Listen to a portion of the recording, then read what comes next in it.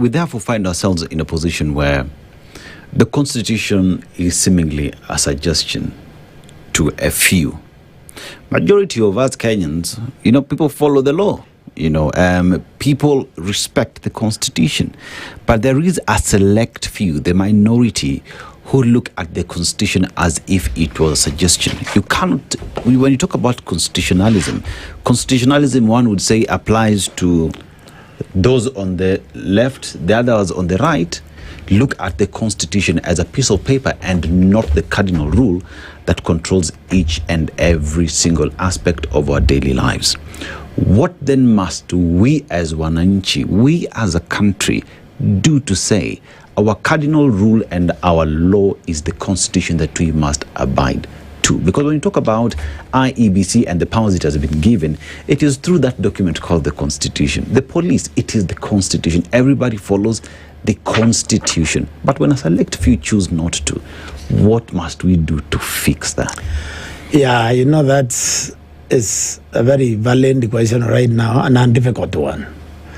Because, you're saying something extremely important. There is nothing in that Constitution of Kenya 2010 which is a suggestion. Everything in that document is about to be obeyed to the letter. I don't know how many people listened to the Chief Justice the other day when he said that there is no way this country should allow 2,000 people, 2,000, to mess up the lives of the 5 million Kenyans. Yes. I don't know how many heard that from the Chief Justice. We have allowed for too long for these 2,000 people, the political class, to decide which laws to obey and which laws to disregard, while we obey all of them. Because we are not holding them accountable during elections. Because the elections is when we should hold them accountable. We are also not holding them accountable in the process. You see, the building blocks of democracy is day by day. It's not at the election time. It is supposed to be sustained daily. We are supposed to watch your actions daily. We are supposed to judge you daily. But not necessarily waiting for the election. So we are not holding these 2,000 people accountable for their actions. This is why you look in that parliament, you have people who have murdered Kenyans. Okay? And those cases were just withdrawn. You remember that? Was there an uproar during withdrawing those cases from the citizens? Because we know them, we know the people who killed. And the cases were basically withdrawn in the sense of allowing them to conclude through the legal process. Okay? Every day the Auditor General reviews billions being stolen. Like the other day there was 6-point-something billion directly withdrawn from the citizen. Was there an uproar by Kenyans? So we have normalized breach of law. That is your answer. And unless we revisit ourselves, we stop the normalization because we have the power to do that as citizens, we will lose Kenya as we know it. Because you see, the things, this bad behavior just behave like this. Look what you saw in Kisii, in Kiembu, in Kisii. The police were advising stoning cars as they are passing. And I think 2 people died or something like that. Okay? Now, the rapid support force was called in Jajawind, was a government militia. But now is a threat to the existence of Sudan. Okay? In Haiti, there was a president called Papandreou Duvalier. He had goons called Toton Makuti, to serve short-term political ends. Those guys went out of control. Even we are being asked to send the police there to try to bring normalcy. If you don't arrest this behavior now, in other words, the behavior you're talking about is breach of law. Because the police is not supposed to watch law being broken, a police officer. So that means any police officer who was in that road in Kisii, and we saw them, all those should be home by now.